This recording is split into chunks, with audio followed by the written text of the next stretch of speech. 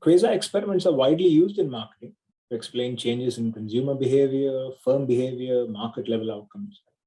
The purpose of these methods is to determine the presence of a causal relationship in the absence of experimental variation.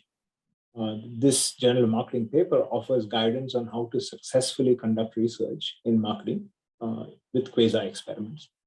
This article specifically explores how to identify the marketing settings and data where quasi-experimental methods will be useful. It also outlines how to structure an empirical strategy that allows a researcher or an analyst to identify a causal relationship between a marketing action and an outcome using a variety of methods like difference in differences, regression discontinuity, instrumental variables, propensity score matching, synthetic controls, and selection bias corrections. The authors will discuss these topics as well as how to communicate the assumptions underlying the assertions of causality and to then establish the generalizability of these findings and explore mechanisms. And we're dedicating this entire webinar to this particular paper and topic. So the timelines will be a little different from what we normally do for those of you that are regular attendees at the webinar. The authors have prepared about 30 minutes of material, presentation material for today. We'll take a few question and answer breaks throughout so that they can address your questions. Please do type your questions as they arise into the Q&A tab that you see as part of your Zoom controls. And they will answer those either as the webinar proceeds or during the windows for the Q&A. So I'm going to go ahead and turn it over to the authors, to Avi, who will take control, and Yanwen as well. Catherine has a slightly bad connection, so she may be in the background a little bit, but we are ready to go. Thank you so much. You're muted. There you go. Yeah. Okay.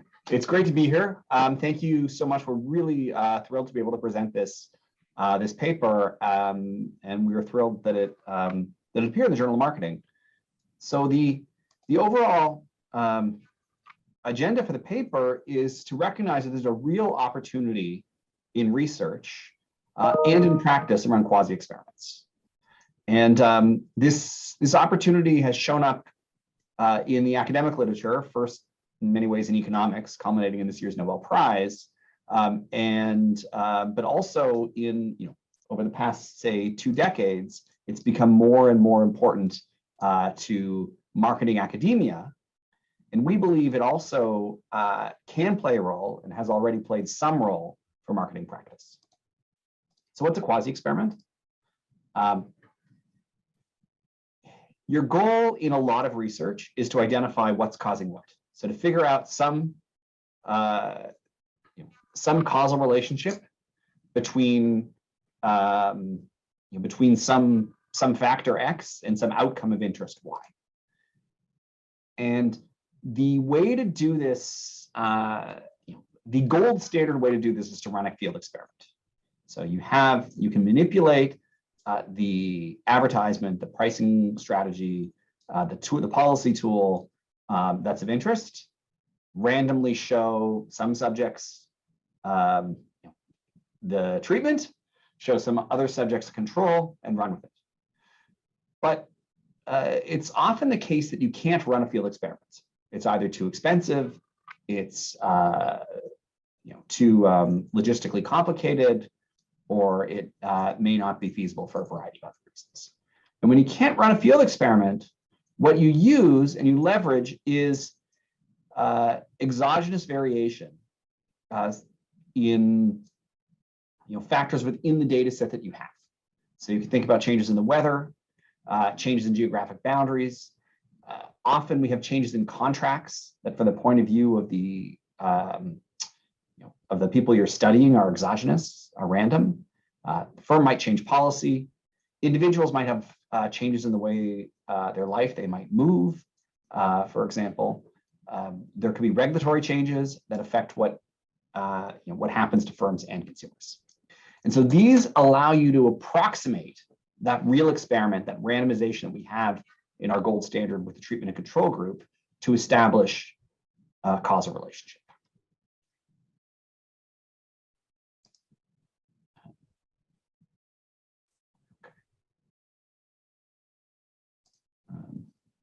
Christine, it's not going to my next slide. Okay, there we go.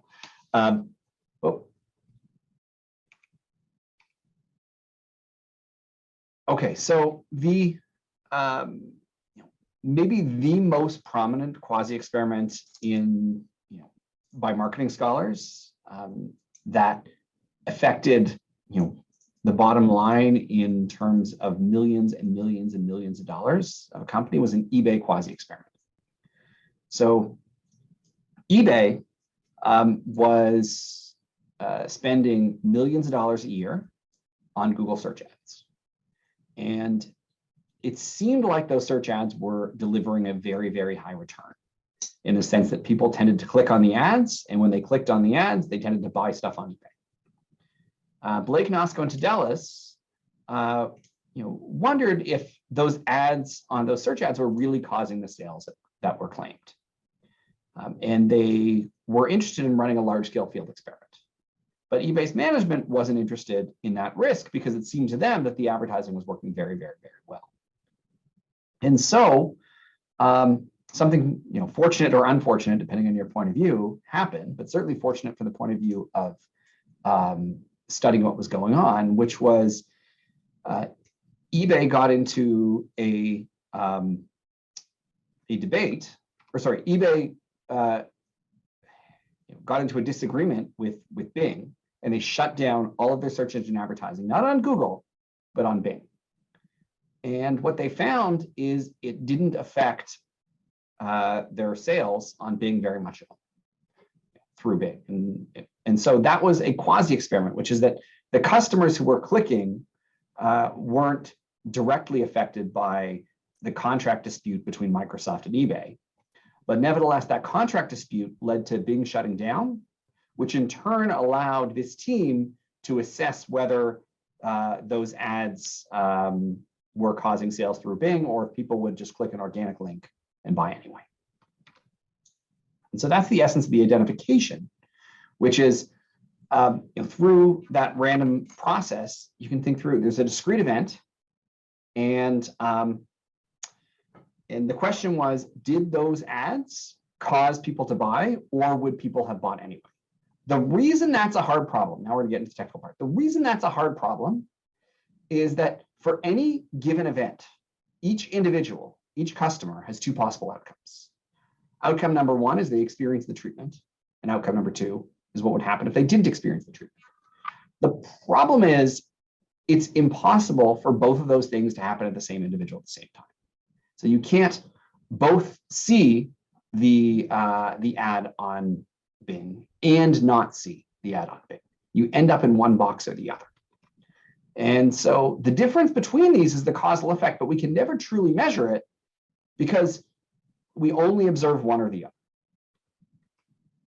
And so this unobserved outcome, this impossibility results, is what we call the counterfactual.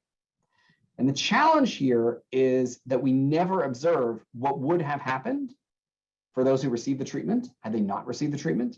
And we never observed what would have happened for those who don't receive the treatment if they did. So the language on treatment and control comes from medicine, but the idea applies across all sorts of marketing contexts. We never know what would have happened to the people who saw an ad had they not seen the ad. And we never know what would have happened to the people who didn't see the ad if they would have. The classic way to solve it, as we said, is the gold standard of experimentation, but often such experimentation is impossible. So your goal as a researcher is to think through, what variation can make the treatment group, as much like the control group as possible. So what's the experiment? It's not a real experiment, but what makes us say, well, we're solving this issue, this impossibility results, this randomness result, this impossibility result with randomness. That's how we solve it in an experiment.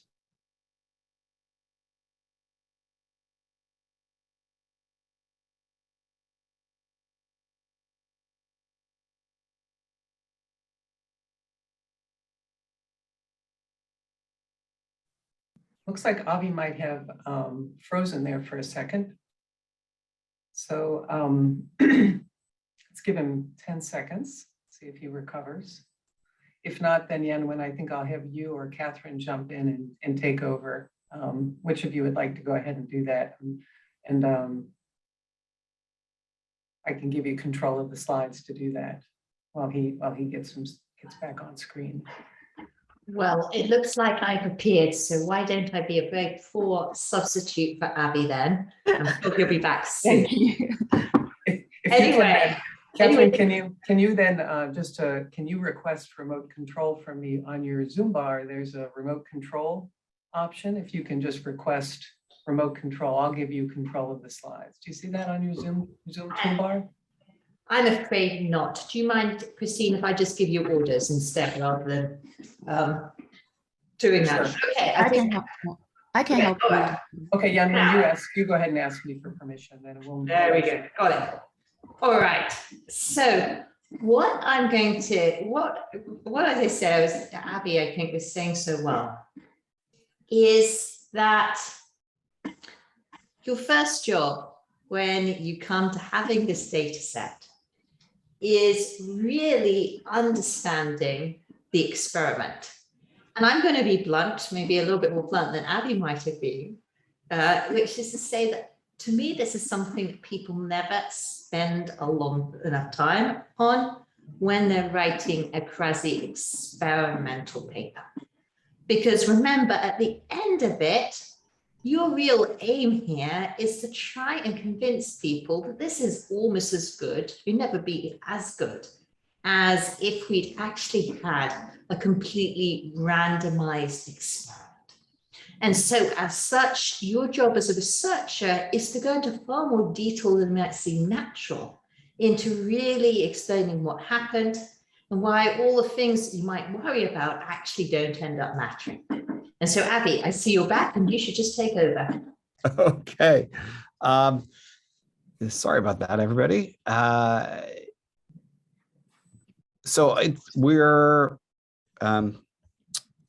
It's time for questions. We have a pause here, thinking through, do you guys have questions on the opportunities here in identifying quasi-experiments?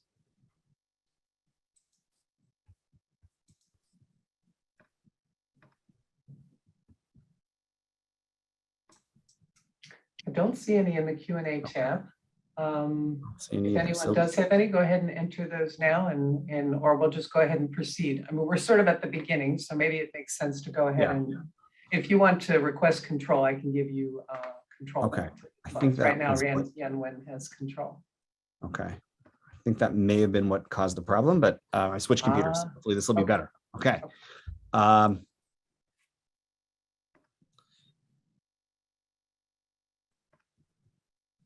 Okay. Oh, how can I prove that confounds don't matter? Hold that thought, Maria. So the essence of it is you can never truly prove it. Okay, so you can never prove definitively with a quasi-experiment that it's random the way you can by, with a real experiment, just by showing the randomization process that you ran. So instead, what you need to do is, argue that first, the thing you're calling a quasi-experiment through rhetoric, effectively, is as if random. And then, assuming you get the rhetoric right, stage two is then to think through, well, if this really is a causal story, what else would I expect in the data? So you can look at what else you'd expect in the data through things like placebo effects. So for those groups that should not be affected, can we show that they're not affected? And mechanism checks. So the reason we think this is causal is because we have some theory of how the world works in the background. Let's look for other things to support that theory. And so later on, when we're going to talk about mechanism checks, we'll unpack that. The slide advance doesn't seem to be working for me, Christine. Okay, so the way we're going to structure this is through 9 topics. Start with a research question. And this is the 9 things that you need to be thinking about if you're going to write a quasi-experimental paper. So the first thing, and the most important part, is if I'm going to spend all this work gathering data, doing the analysis, checking the challenges to research design, showing robustness, assessing the mechanism, discussing external validity, it better be an important question. And so the first thing that you think about and think about carefully is, do we care whether X indeed causes Y? Once you've established that this is a research question of interest, whether to your company or to the academic literature, then we look through the next 8. So first, can you find data? Then the identification strategy, right? Can we, does X cause Y to change? Some empirical analysis on how to estimate the effect of X on Y. That's Jan Wen's going to discuss the different empirical tools, some challenges to research design, some robustness, how effect is, you show the causal effect in somewhat narrow context. If you change your specification, is it still going to work? And to be convincing, obviously, you want it to be robust. The mechanism, step 7, is very important to get back to Maria's question, which is to assess, you're not really quite proving the compounds don't matter, but you're providing a body of evidence to suggest this is causal by understanding why it might be causal. You want to discuss external validity. So you found it in this narrow context. Hey, they found it on Bing. Is Bing enough to say that we can, that we don't need to be on Google anymore? And the answer in that eBay question was they weren't sure how generalizable it was, but they used the quasi-experiment as motivation to run an experiment on where they were spending most of their search ad money, which was on Google. And then make sure it's clear the caveats and what remains unproven so that you don't overclaim and overinterpret.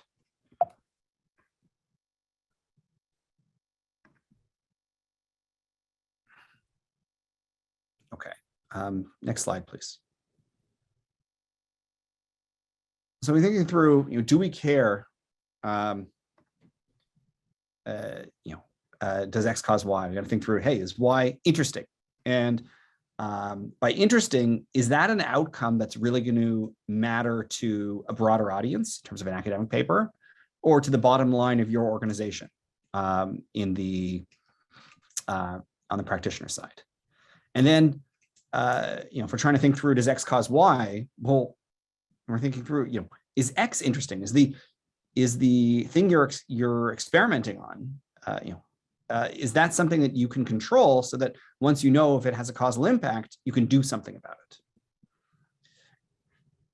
And so what we mean by interesting is something that's going to matter on the practitioner side to the bottom line of the firm, and on the academic side to be generalizable enough that the audience of scholars and the audience of practitioners will care. Then we ask, okay, well, where do we find this quasi-experimental variation? And often experiments are not feasible, so we talked about that. And so the objective is to identify something that approximates random assignment. And there's lots of different places to look. You can look at contracts, you can look at the local ecology, geography. We're going to unpack these through some examples. So here's some examples. So Chu and Tucker look at changes in contracts to say, how is that going to affect outcomes at the firm level? Ecological, this Thomas paper looks at, they're looking at advertising for allergy medication. And on the ecological side, it's how much pollen's in the air, which is not a, given time of year, you can think about that as random relative to the advertisements. Geographical, when states change policies, those at the border might be affected. Macroeconomic, you can think about business cycles, and in particular, how business cycles might affect some locations and some states and cities more than others, and some people more than others based on their occupations. Some individual level changes, like do they move? And if you move, how does that affect your preferences for branding? Organization level changes, like what's who your boss is and how that might affect what's going on in the sales force, and of course in regulation, which might affect some states or some countries and not others. So we're thinking through the the biggest conceptual challenge is understanding the identification strategy. Can we really show that X causes Y to change? And so the reason this is a challenge is something that I unpacked right at the beginning, right? It's impossible to see both the treatment and the control group. And so you don't just need to be able to say, oh, I've added a control to my regression. I've ruled out the most obvious sources of exogeneity. The problem here is multiple models can explain the same data. And so you really need to dig in and try to unpack it. And so you want to defend the quasi-experiment as if there's something we call an exclusion restriction. So it only affects the outcome of interest through the experimental variation, through the quasi-experiment, and not through other things. And so what you want to do is find a treatment and a control group so there's no direct spillovers between the group. So you can think about the policy change affects this state and not that state. And if you're worried that a policy change in Massachusetts might affect the way people behave in Connecticut, then you have a problem. For example, a policy change on taxing alcohol in Massachusetts might mean a whole bunch of people from Connecticut or from Massachusetts go to Connecticut to buy. That's going to mess things up. And so you want to look for experiments where you don't have this, these spillovers between groups. And so when you don't have random assignment, you need to convince the reader through rhetoric, you need to convince yourself, obviously, that this is actually random. So you pursue projects where you're convinced that the causal interpretation is more plausible than other explanations.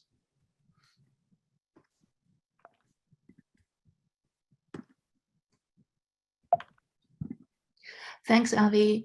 Now let's discuss 3 different regression analysis framework: difference in differences, regression discontinuity, and instrumental variables.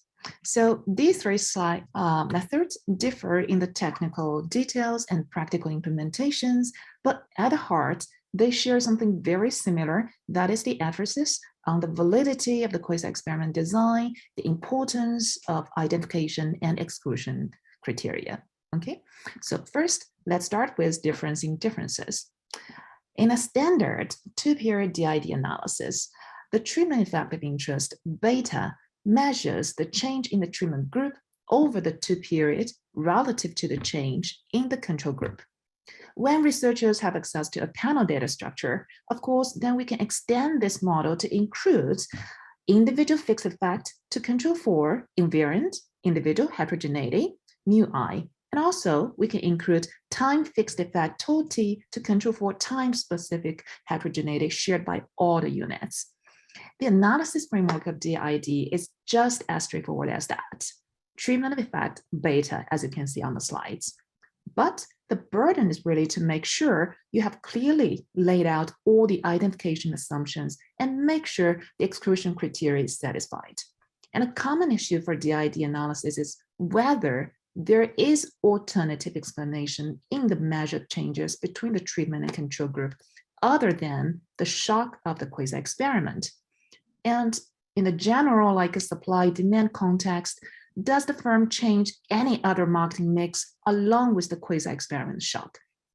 If so, whether the change in consumer behavior observed is confounded with their response to the quasi-experiment shock. Okay, so we care about those things. And as Effe said, it's never impossible to prove. So the burden is on for you to make sure all the exclusion criteria is satisfied.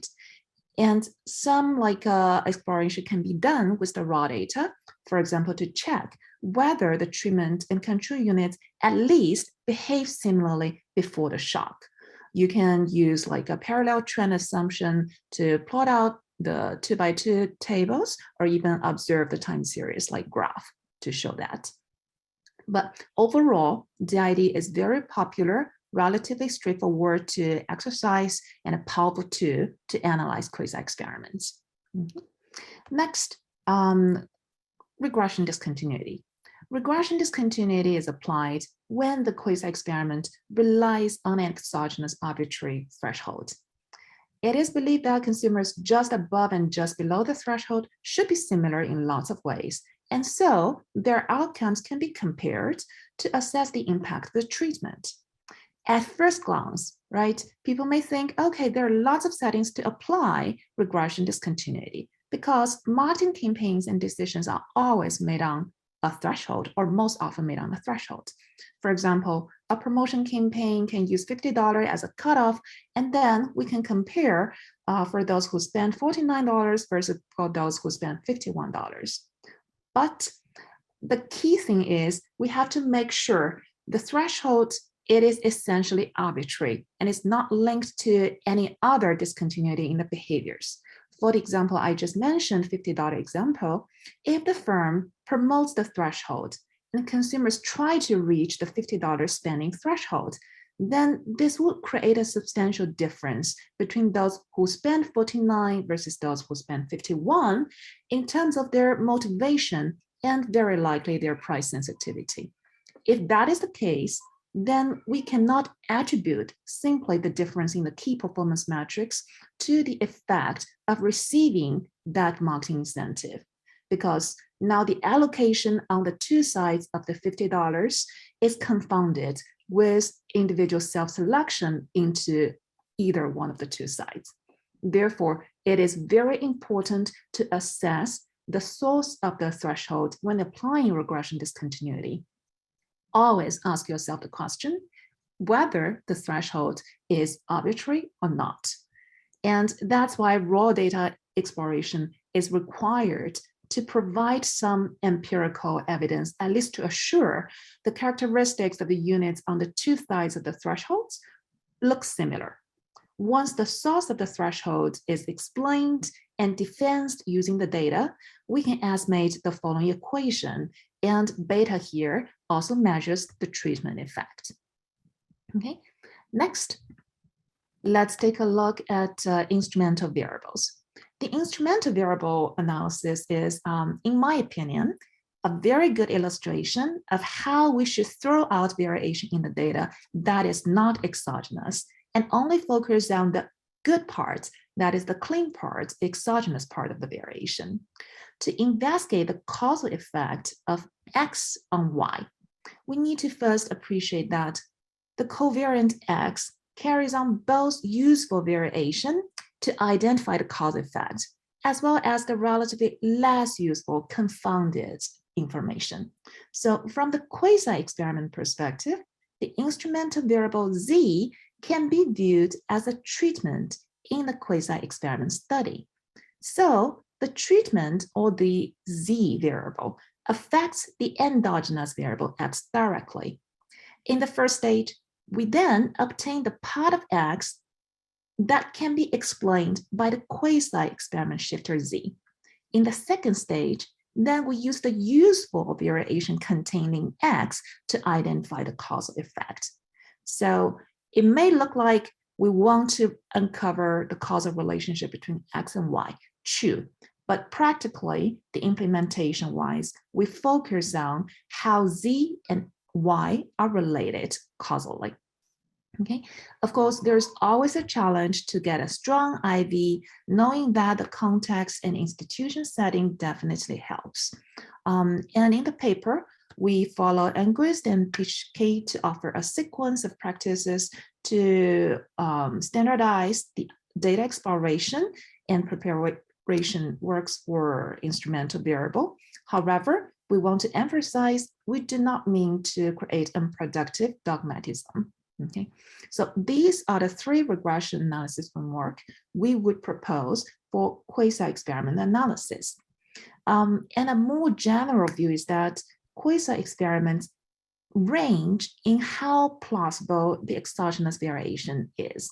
It can range from where the allocation is almost completely random to where the assignment to treatment or control is partly random and partly endogenous. So when the comparability between the control and treatment units is violated, such as propensity score matching, synthetic control, selection bias correction, alternative methods can be very helpful here. But we want to highlight any methods we talked about in the next 3 slides cannot replace the importance of identification assumption exploration. Okay, so first, let's quickly go to the PSM propensity score matching methods. The general objective here is trying to estimate a score such that the distributions of all the observed variables between the treatment and control units are very similar. An assumption of propensity score matching is that there are observed covariants capable of identifying the selection into treatment and control. And we want to emphasize this is not trivial. It suggests that propensity score matching is only good if the exclusion restriction is met, conditional on those covariants. Okay, so regardless of the number of covariants you put in there, propensity score matching does not account for potential selection of unobservables. So simply adding on observables in the matching process is not really the way to justify identification. You always have to go back to think about what is the identification assumption and what are the exclusion alternative explanations here. And another related example or analysis methods is synthetic control.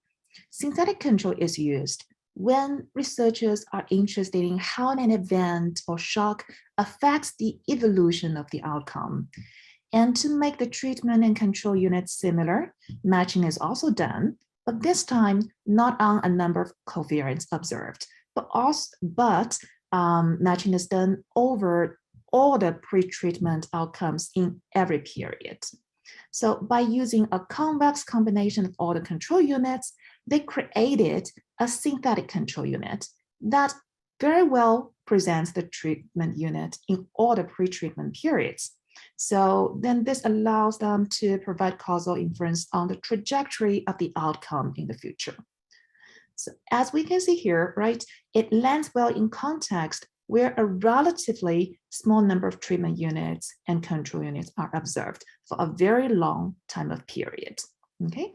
But similarly, the emphasis is to make sure why the different control and treatment can be used as like a counterfactual units with each other when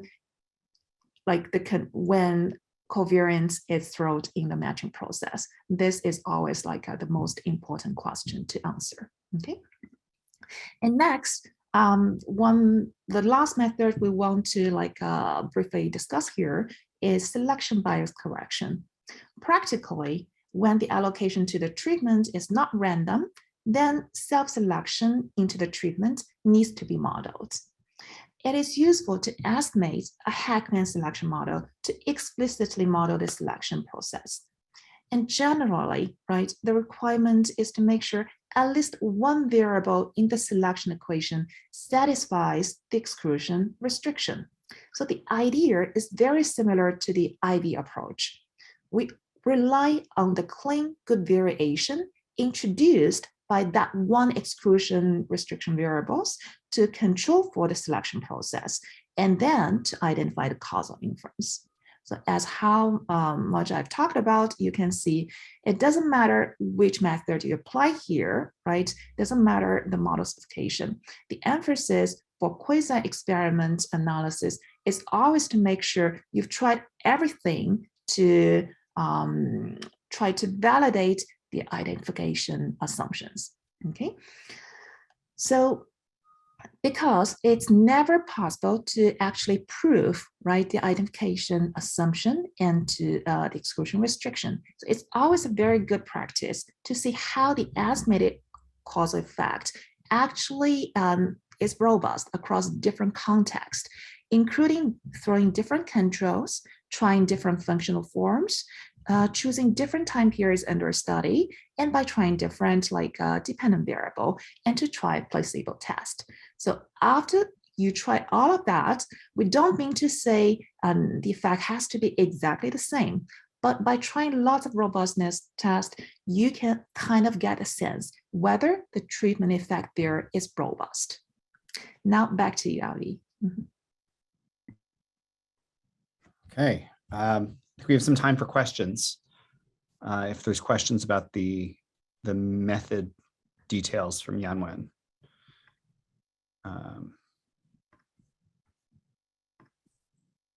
I think Catherine's been answering them as they come about. So, so we've structured this talk into 3 parts. The first was an opening that, sorry about the technical difficulties there. The second, Yanwen just went into, what is the meat of the paper that we wrote, which is what are the different methods and when do you use them? And, if you're doing instrumental variables, what things are most useful to include so that you can convince yourself and your readership that it really is a quasi-experiment and you found something of interest. And same for difference of differences, etc. Now, where we're going next.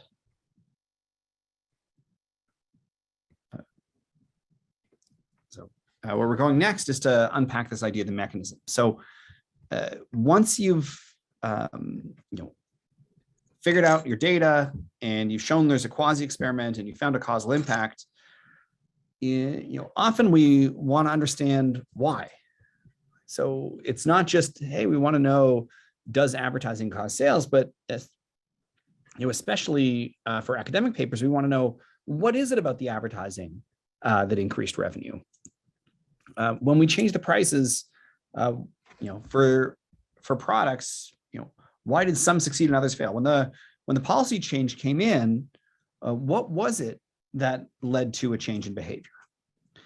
And so this mechanism, understanding why is important for just understanding what's going on. But there's a second reason for it, which is it helps us have some more comfort in the causal, in the underlying causal story, because the theory, the mechanisms should suggest, well, sometimes we don't expect advertising to have an impact on sales because we know that this type of advertising was bad, or we know that people weren't watching. And if the effect goes away when theory suggests it would, that makes us more comfortable in the result. So, okay. And so this is what, mediation and moderation analysis do in the context of, if we're thinking about it, the way consumer behavior scholars often model these things. But the essence of it is you've identified the causal effect in steps 1 to 6. You think it's important. And now we want to have a deeper understanding of why. Once we have that deeper understanding, then we also want to assess, well, how big a deal is this? Is the treatment, sometimes the treatment is exactly what we want to study, and sometimes it's not. So as I say, in that eBay paper example, the quasi-experiment was about Bing.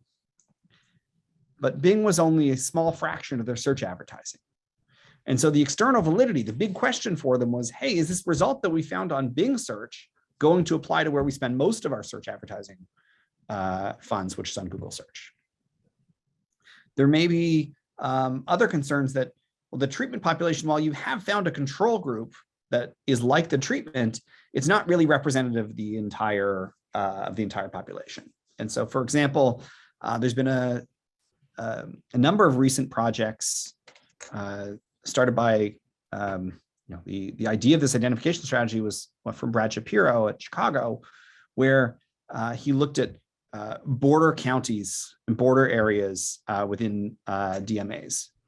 And so the idea was, well, you might be advertising to Cincinnati, but in someone else, there might be a different advertisement shown to people in Columbus, Ohio. But the people who live on the border between the Columbus and Cincinnati DMAs aren't that different from each other. They just happen to be, they live in rural areas where some of them are in the catchment area for Cincinnati and some are from Columbus. And so if we see a difference in the ads for, they showed an ad to Cincinnati and not Columbus, then that tells a causal impact, but it only tells a causal impact on people who live in those rural areas. And if that, understanding the impact of advertising on people who live in rural areas can be useful, but it depends on the product and the context. You need to recognize that those they might have different reactions than people who live, in the city centers. And so once you've done all this, you also need to recognize what you haven't done. So there's going to be some caveats. Any identification strategy relies on a set of assumptions, and those assumptions should be as explicit as possible. Okay. And so, from both an academic point of view and a practitioner point of view, you should know what the assumptions are that allow you to come to a causal conclusion. And your reader should know, your audience should know exactly what those assumptions are and when they might be violated. So they need to be explicit throughout the paper. Of course, there's always going to be some tests that cannot be run, some robustness checks, as Yenwin said, that are weaker than others, and some results that are open to interpretation. And so that should be out there. You shouldn't be hiding things in the hope that your reviewers or your audience doesn't understand them. Apologies don't mean all is forgiven, but the objective is to clarify the limits of your claims. And especially from the point of view of a reviewer or an editor, obfuscation is much worse than a clear summary of the identifying assumptions. That's what we had. We look forward to answering some more questions.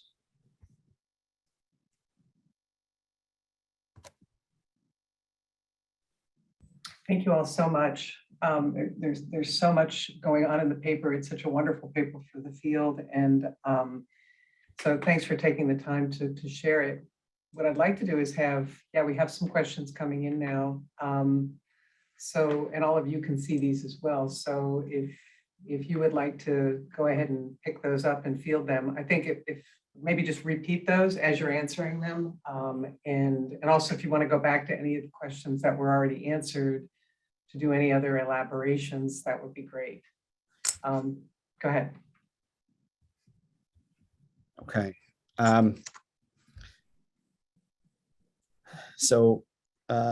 Mayor, I'll start with your question. Can we say that a quasi-experimental study can serve as a pilot study before searching for potential moderators? So let's start with the first part. Quasi-experimental study is a pilot study. If the yes. So if the question is sufficient importance to the organization or from a research point of view, and the external validity of the quasi-experiment is limited, then absolutely. You can view the quasi-experiment on that eBay paper as their pilot study. And then they went out and ran a large scale experiment on Google, which is where the external validity really mattered to them. I'm not sure, in terms of before searching for potential moderators. So I think you're thinking as a pilot study before running something in a lab. Potentially. So yes, though, my own research taste, this is a taste thing. So, your editors at JM may differ from my own taste, is the field data is incredibly useful for understanding mediators and moderators. And so whether it's quasi-experiment and then running a field experiment, or quasi-experiment and digging deeper and finding more quasi-experimental variation, I think there's real value in showing these kinds of results and taking advantage of the incredible data that we have today that we didn't have 10, 20, 30 years ago. And Catherine Yenwin, if you want to jump in, feel free. Yeah, so I'll just add to that. I've written a variety of quasi-experimental papers where during the review process, I've had to go to the lab. But I've always felt that as a bit of a defeat, to be honest, in that I only ever had to do that when a member of the review team has gone on, ooh, what about this compound? And I haven't found a clever enough way to deal with it with the data at hand.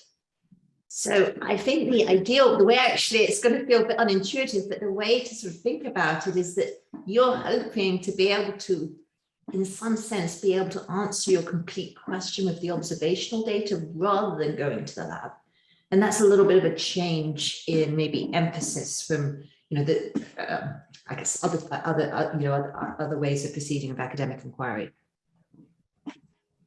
Thank you so Okay. much for that. I see this question from Ajay that all of you can see as well about, it's easy to argue that, well, not easy, but the point about the exclusion restriction, that we're trying to show that the exclusion restriction is not being affected, or it's not affecting the outcome of interest. So can you talk a little bit about that in terms of not just the technical, but your kind of bench level experience working through this challenge, and, Okay, and so- what evidence you do want to use? Okay, AJ, that's a great question. So the first thing I just want to remind everybody is you cannot prove the exclusion restriction statistically. So there are, there's rhetoric out there that says, hey, you can run some study of the errors in your analysis and prove that your exclusion restriction is legit, and doesn't work that way. This is all based on rhetoric and your understanding of the underlying model that would cause the relationship that you're trying to test. And so that's what, that's making it even harder. How do you persuade the reader to an exclusion? Catherine just let me know that she's going to take the second half of the question. So Catherine, go ahead. Oh, so I was just going to add this as a practical perspective, and this is speaking more as an editor who sees people try and navigate these waters a lot of times. Sometimes people seem to believe there is a statistical test and there just isn't. I'm sorry. And then if they can't find a statistical test, what they just tend to restate is the exclusion restriction and not actually make any arguments for why we should believe it. They just simply state what they think is going on without arguing it. I would say the best papers basically do this. They're honest, they're transparent about what the challenges to the exclusion restriction can be. And that's going to be rhetoric, but it's also going to be honest and really thinking about the flaws in your work. And then one by one, they go through these potential challenges and present the best empirical evidence they can to try and shore up their arguments. That's super helpful, because I think often we think that this is just an empirical issue when in fact it's deeply conceptual. Avi used the word rhetoric, Catherine used the word arguments, but it really comes down to being able to make a sound argument for the exclusion restriction. So thank you for that. I'll take Alvaro's question about potential publications and things, and maybe you all can add, but the paper, one of the things that the authors did incredibly well at our urging in the paper was to add a lot of examples, because that really does, when I learned about quasi-experiments back in my PhD program, that's what really brought it to life. So what I would suggest that you do, Alvaro, is look at the paper, and we're going to paste the link to the paper and to the managerial summary that we created of it into the chat. Actually, we'll put it into the chat because then it'll be clean away from the questions. And what I recommend is that you go to those. Does the team want to add anything else specific to Alvaro on examples, or just follow that recommendation? I think thinking about this from a managerial perspective is something that got us kind of excited about the paper too, and the reviewers as well, that the NOSCO et al. Example really brought that to life, that managers should be on, and scholars should be on the lookout for these opportunities as they unfold. So let's go ahead and take the question from Ji Jiang about the staggered adoption, if you guys want to go ahead and answer that. Okay. So there's, ideally you would then have an instrument for what's causing adoption. So you'd layer on an instrumental variable to a difference in difference. So that's not possible, but where's our ideal? That's where that would be a sort of best case scenario. An important reminder, and actually this is the example you gave here, G, is a great reminder of why synthetic controls don't solve all our problems, which is we have staggered adoption. The adoption itself can be endogenous. Just because you find a control, that doesn't solve the endogenous adoption problem. The control chose not to adopt deliberately, and that means that even if we think through, oh, we have synthetic controls, or a variety of other tools to seemingly construct an experiment, it still all depends on whether we believe that adoption is exogenous. Okay, so then the question is, when we don't have an instrument and we have endogenous adoption, what do we do? So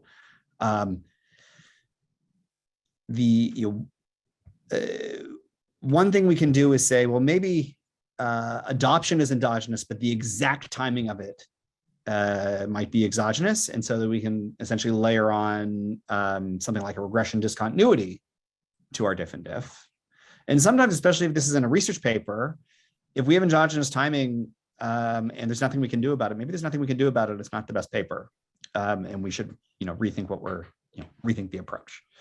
So, you can go through, but ultimately, if at the end of the day, you can't convince yourself that, that the measurement you have on the timing can be treated as exogenous, then it's going to be a hard time to convince your reviewers of the same thing.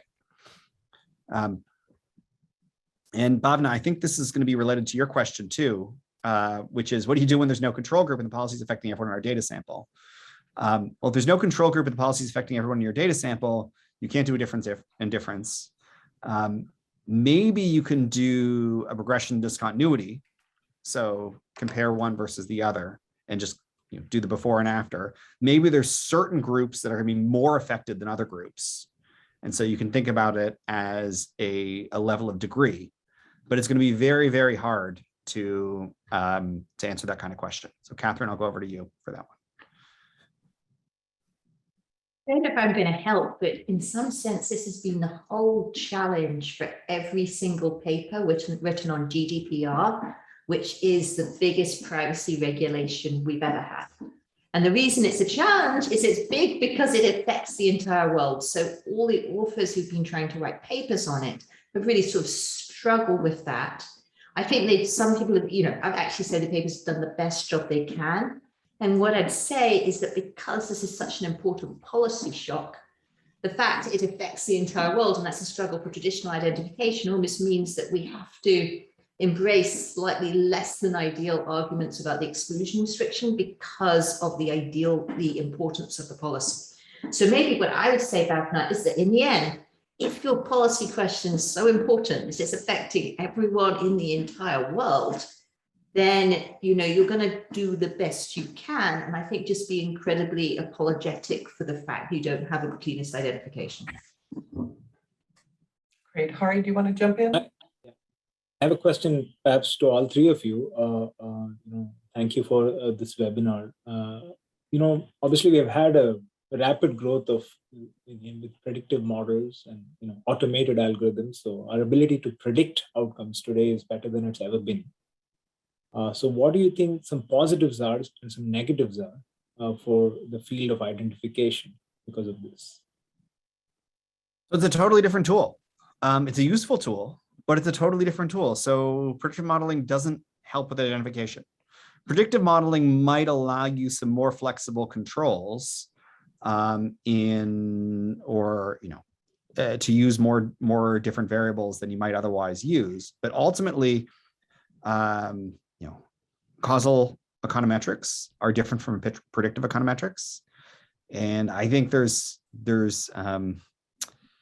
great opportunities in predictive modeling and prediction technologies. I've even written a book about it, but that's a different tool, and predictive modeling doesn't tell you anything about the counterfactual because it's not in your data, and so except in very particular cases where you can simulate and essentially run experiments in order to do your predictive modeling, then it's a great tool, but it's not a tool for this. Maybe we could just finish with the final question that Maria is raising. Really, how do you know that something is exogenous? If it's walking down the street, what are its characteristics? What would you, can you just give a 30-second sort of tutorial on that for the audience? Okay, so the first order is think through two challenges. And so Maria, you've identified one challenge, which is we think of it as simultaneity or what's causing what. So is X causing Y or is Y causing X? Well, COVID's exogenous in the sense that work from home didn't cause COVID. It was vice versa. Okay. So in that sense, yes, we're good on simultaneity. But there's another really important thing to be thinking about, which is omitted variables. And so when we're talking about endogeneity, we typically are talking about both simultaneity, the direction of causality, and omitted variables, which is there might be something else that's causing both, for example, X and Y, or even is a side effect that happened at the same time. And so these omitted variables can be messing up even on these big shocks, right, created by the economic system of what's causing what.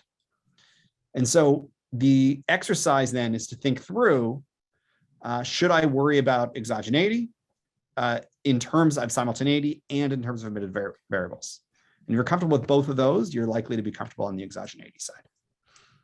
Wonderful, wonderful. So let me go ahead and just thank our three authors for being with us today, and Hari joining us as well. This is a terrific paper. We're extremely proud of the fact that you sent it to JM and the way that it developed through the review process. So thank you for that, and thank you for taking the time to bring it more fully into the field through this webinar process. So great thanks to all of you.